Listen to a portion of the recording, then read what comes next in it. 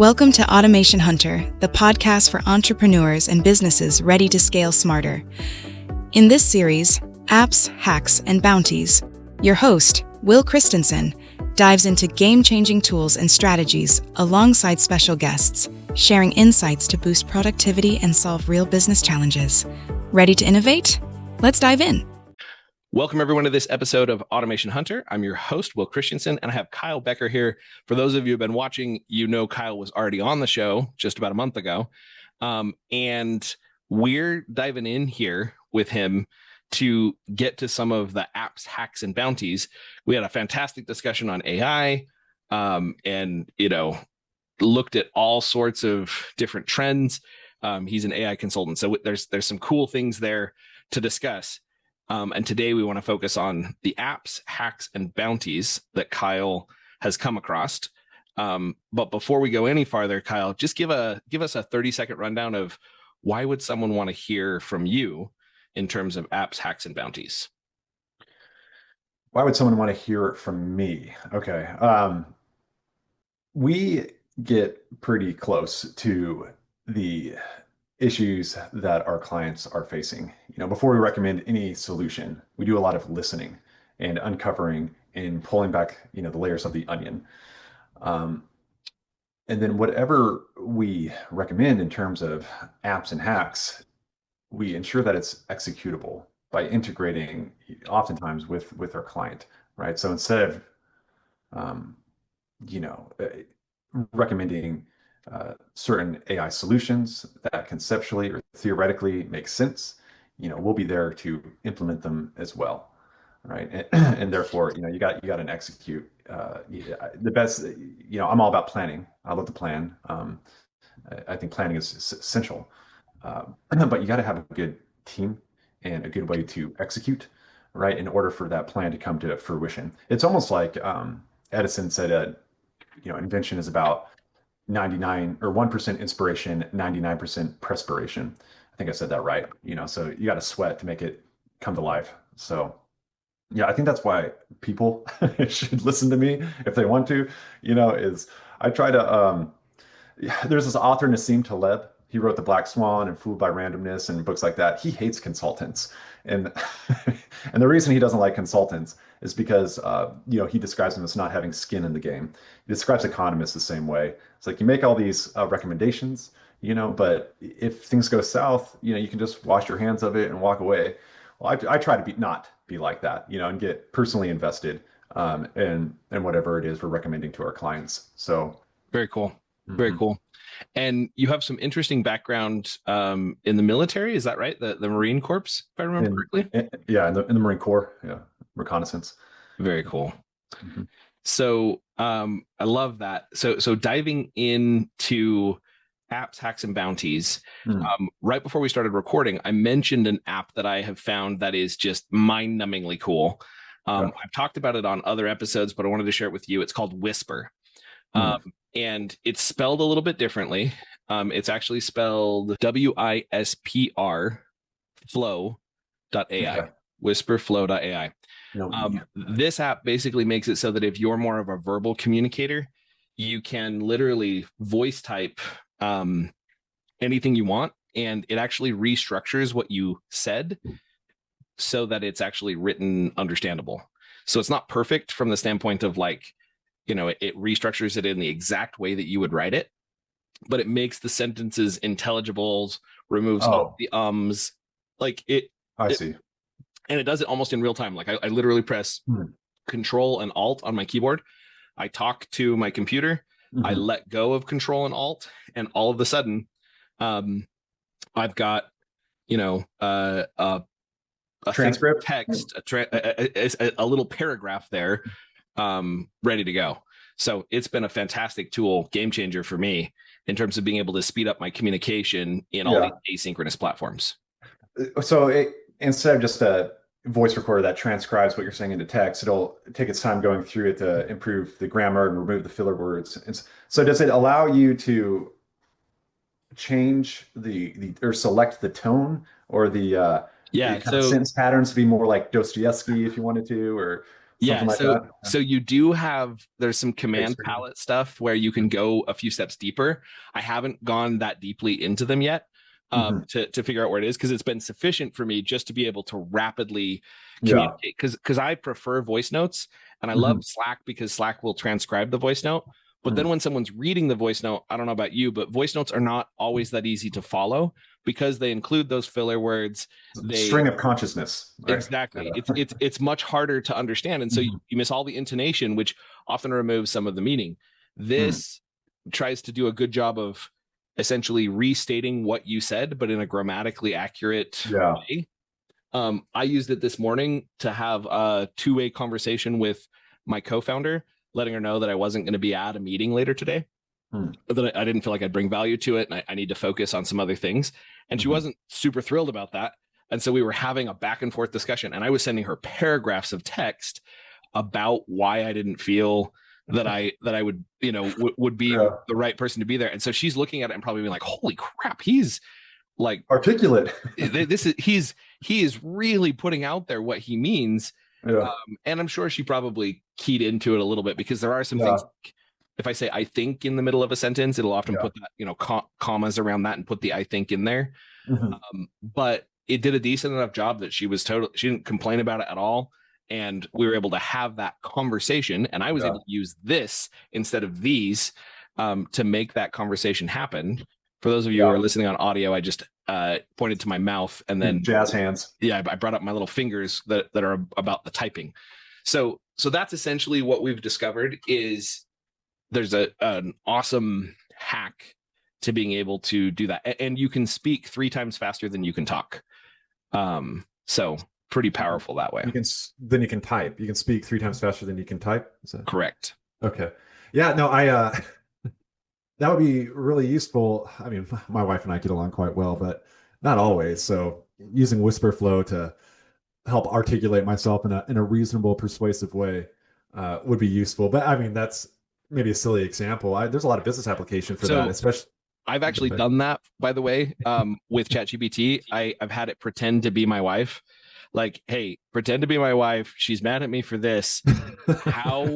Let's have the conversation. And so we basically have an open conversation, and all of a sudden I'm way more ready for the conversation with her, because ChatGPT has actually forced me to think through what I want and need, versus me just vomiting, random strings of consciousness onto her for what's there. So I've done that as well. So that makes me wonder, when I'm using these AI tools, I never know how much I'm learning from them, in terms of, it shows you examples on how to speak, as you mentioned, on how to code, on how to write stories. What else? All sorts of things you use, job applications and job descriptions and things of that nature.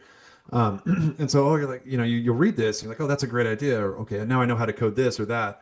But then the trade-off, and this is what I'm not too sure about, is how much do I atrophy in those areas? Just like with Google Maps, Google Maps like shows you new routes and you learn new ways to get places, but at the same time, you'd be lost without it. You fail to commit things to memory because you become dependent on it for some of those different pieces. My experience has been that you can actually use AI to challenge your learning, and to force you to learn and go deeper and farther. And so it in a lot of ways, I saw a clip of Steve Jobs, and he was describing the computer to somebody who had never heard of a computer. And he said, I mean, you can walk to church and continue to walk to church the way you've always done it, or you can get on the bicycle. And yes, it could be slightly more dangerous. And yes, it's going to take some time to learn to ride that bicycle. But eventually, once you've learned it, it now is twice as fast, or 3 times as fast, or 10 times as fast to get to church or to wherever you're going. He said, the computer is no different. The computer is a bicycle for the human mind, and he just described it as a tool to go in there. So do you atrophy because you stopped walking? I don't think so. I think you just learn to work different muscles because now there's a new tool to use to upgrade your skill set. Yeah. I think that's a great point. I think there's a lot of nuance we could dive into with that. I think inherent in the technology advancements, other areas always seem to atrophy. So the trick, I believe, is just to be aware of where you're starting, of what muscles start to get weak. And just like you would go to the gym, because we're no longer, hunter gatherers or farmers or whatever, just as you would go to the gym to stay in shape, you Yep. should, take deliberate steps to, identify, what this technology is causing you to be bad at, and then go to the gym, maybe Well, not use Google Maps to get around. Hold on though. Like going back to the bicycle analogy, Yeah. just because I started riding a bike everywhere doesn't mean I forgot how to walk. Or yeah. Right. Oh, So I think, and AI is interesting because, is it taking away from our ability to critically think, or is it taking away from our ability to problem solve, or is it taking away? And in my mind, just because I'm using a tool to do the task faster doesn't mean I'm not still exercising the muscles. And so I haven't found any areas that I'm atrophying in yet. And if anything, I've decided to push myself farther to use AI for more. Yeah. So like, I am not great at going to the grocery store and remembering all the things that need to be picked up. It's not, if you give me more than 3 things, the first thing falls off the list. Like I have ADHD, like that's just part of me. Yeah. 6 months ago, I went into the grocery store and I fed the text message that my wife sent to me of all the things that I needed.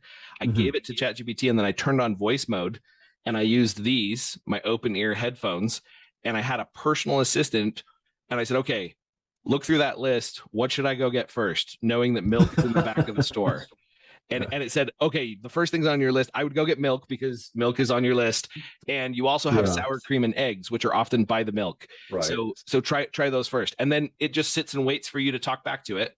And then you say, okay, I've got the milk, I got the eggs, I got the sour cream. And it's like, cool. The next thing on your list is snacks for the kids. And so I did this again, literally on Saturday. And I was at the grocery store and I slapped these on, and what I found is that in the past, it actually has had a hard time, like it would hallucinate and forget something on the list. But I found that just like a human, you can be like, okay, now go remember the very beginning of our conversation. Yeah. What were the initial things I told you? Walk me through the entire list again. And it's gotten good enough now that it was solid. It got every single thing on the list.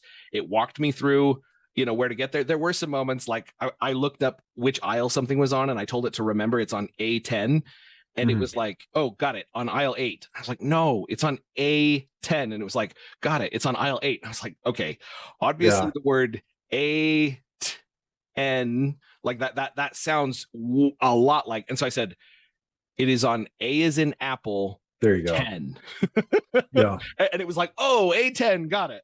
So like, you do have to, have the direct conversation with it, but it enhanced my grocery store experience, because generally that place is pretty overwhelming for me because there's so much input in terms of all the different things that are out there, and I don't have anything that keeps me on task. Well, if I've got a little, bug in my ear being like, hey, this is what you're supposed to go pick up next, all of a sudden I'm engaged, and I can go through the grocery store and connect those dots. So for me, sorry, go ahead. My grocery store muscle is way better.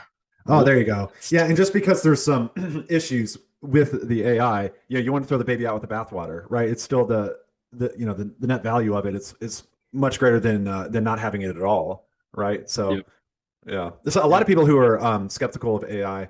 My daughter hates AI because she's an artist, but the people who are skeptical of AI will point at little things and make a mountain out of a molehill. I've noticed. But I think you're using AI the right way, and you're identifying all these use cases. And that's what I love about the ubiquity of AI, how it currently is. Everyone's using it and finding new use cases that aren't even sort of advertised or prescribed by AI developers. People are just finding new ways of using it. There's this one author, I remember, he says, bring AI to the party. Like, try to use AI everywhere you can. It won't always work, but at least you know its capabilities. Yeah, and you also know its limitations, and those turn out to be great.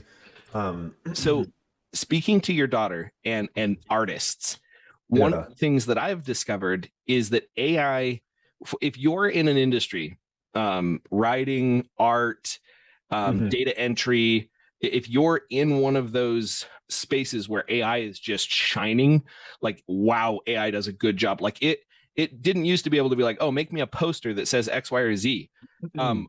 I can tell you that at this current point in time, it is actually really good at making posters and actually looking, sounding, all of the above real. Yeah. I've been super impressed with what I've seen as far as that stuff goes. And so for those individuals that are in that field, my challenge to you is go use AI to make yourself and the art you produce better, faster, all of the above. So it's like you can just ignore it and be angry that it exists. That's how you get replaced. That's how you never get to become the artist you want to become. If you use it as an intern who does everything you ask in terms of concepts and make me, a character that looks like this and does that. Oh, I don't like that. Change this about them. Like, okay, that's the direction I want to go. Now, teach me how to draw that. Like in its full, whatever's there. Like anything in life, you can do this sort of challenging situation with to figure out where to go. But that's what I would say to people who are skeptical or frustrated because they feel like it's just stealing. Like the other piece of it is this: the world hasn't caught up with the copyright problem with AI. Yeah. Like right.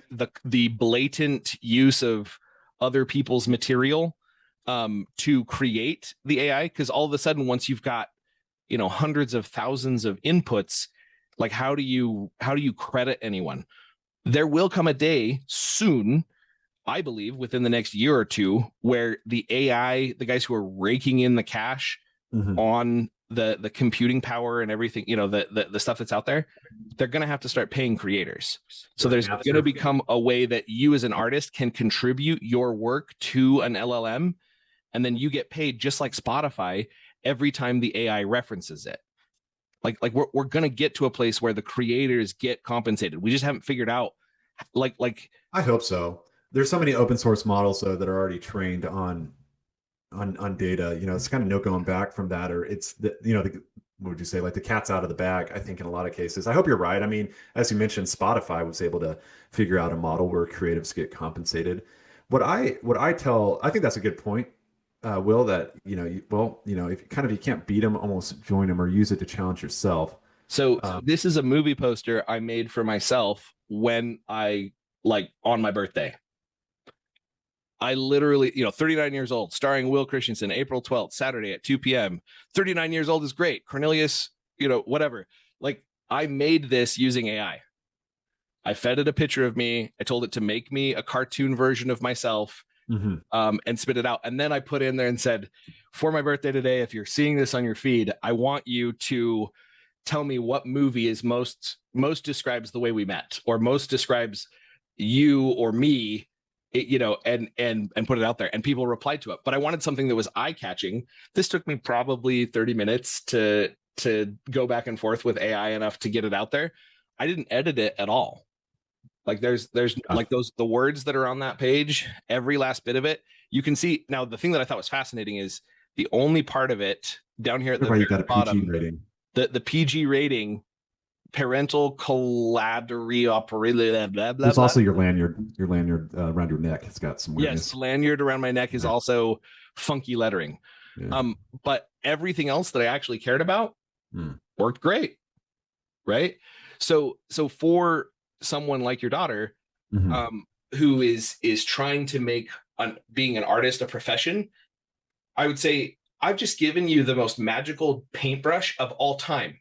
Use those artist skills to get that paintbrush to paint for you and grow in where you're going. That's where I would go. That's what I would push on to dig in that way. So cubic zirconia didn't make the diamond industry go away.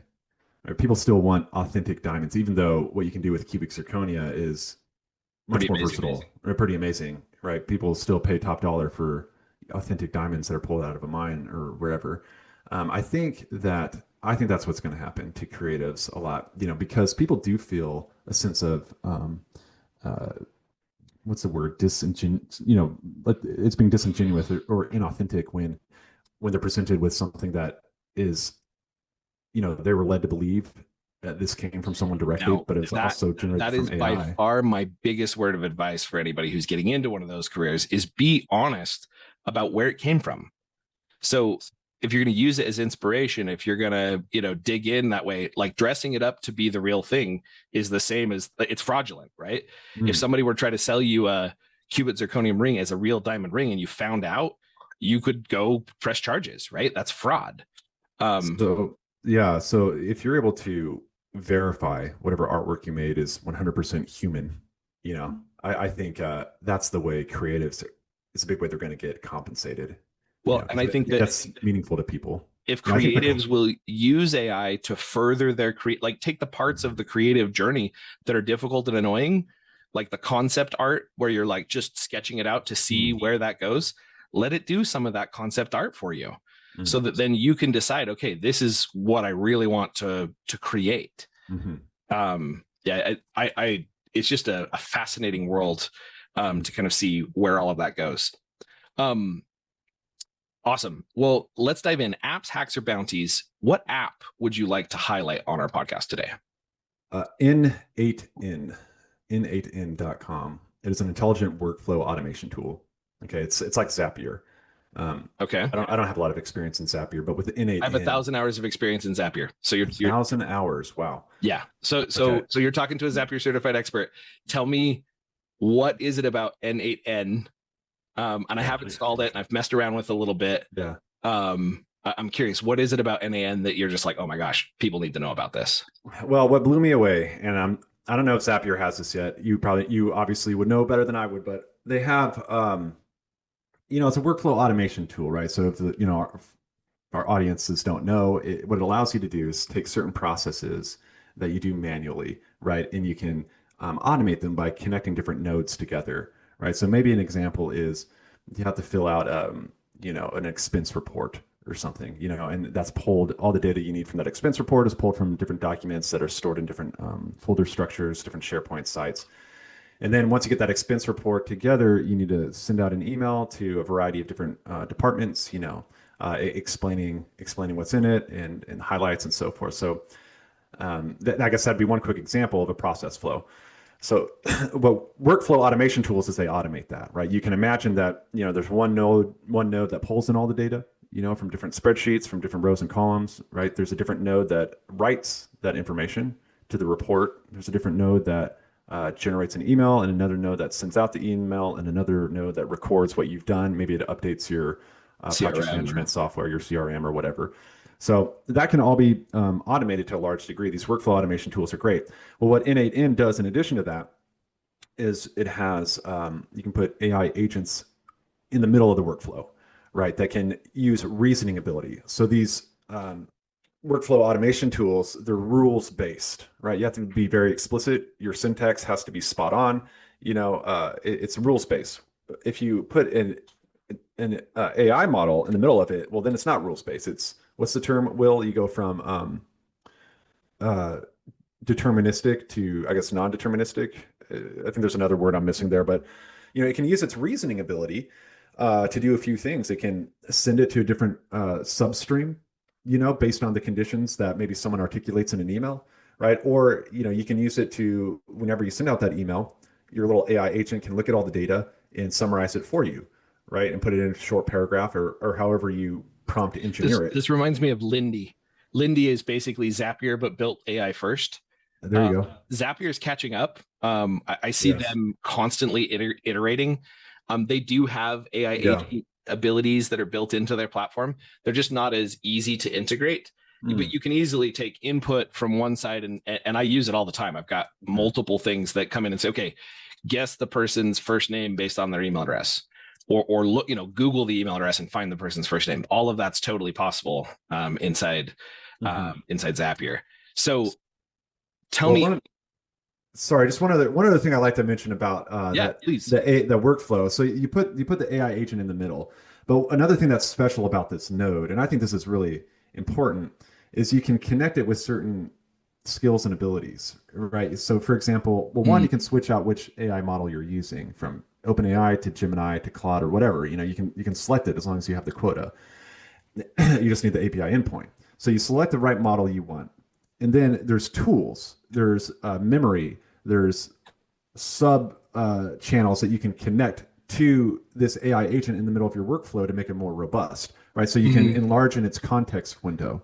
You can connect, you can use RAG, retrieval augmented generation. You can connect other knowledge bases to this particular AI agent, right? So what I love about that is at Quality AI, we have a big focus on workforce, aligning your human workforce with your AI workforce. Well, conceptually speaking, this node in N8N is you're taking, I think of it just almost very, very similar to your human worker, right? And you're putting it in the middle of the workflow and you're equipping him or her with the tools they need to succeed. With the knowledge base. Right. And with the knowledge, with the standard operating procedure to say, now make sure we do the next thing correctly here. Yep. Instead of just throwing, ChatGPT at something, you're kind of specializing. It's almost like you've taken a custom GPT and put it in the middle of a workflow. That's right. That's exactly what it is, Will. Yeah, that's exactly what it is. And that's kind of what you would do with a person. When you hire a person, they're responsible for certain processes and workflows and deliverables, and they need to be equipped with the knowledge and the tools, the SOPs, to get things done. And that's what I think N8N does very visually, right? Whereas I don't come from a coding background. So I like visual, I like GUI, graphical user interface stuff. I love it. I love it. I think you've nailed the hack and the bounty, or excuse me, the app and the hack there. I think that's an app and a hack. What is your favorite workflow that you're currently using with N8N that you're like, wow, this just saved me lots of time? I guess the first one that comes to mind is on our website. We have a helpful little chat agent, right?